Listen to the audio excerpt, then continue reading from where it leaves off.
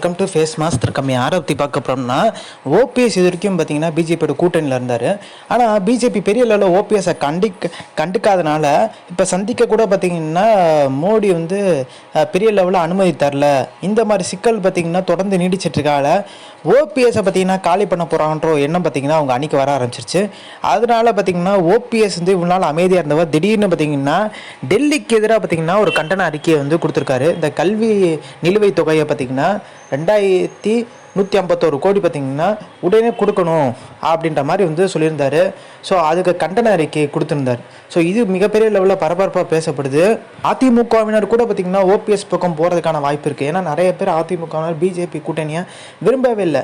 So இப்போ பண்ணுற பட்சத்தில் அதிருப்தியில் இருக்க நிறைய பேர் அதிமுக பார்த்திங்கன்னா எடப்பாடி பழனிசாமியும் பிஜேபியோட அடிமையாக இருக்கார். ஓபிஎஸ் பேரையும் குறிப்பிட்டிருந்தாங்க. இப்போ ஓபிஎஸ் பார்த்திங்கன்னா டெல்லி எதிர்க்க ஆரம்பிச்சிட்டாரு. இது மிகப்பெரிய ஒரு மாற்றம் நிகழ்வுன்றாங்க.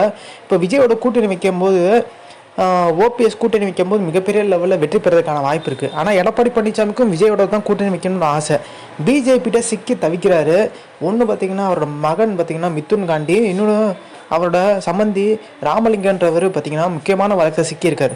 ஸோ அவங்கள பார்த்திங்கன்னா லாக் பண்ணால தான் எடப்பாடி பழனிசாமி பணிஞ்சிட்டான்ற மாதிரி பேச்சு அடிப்படுது.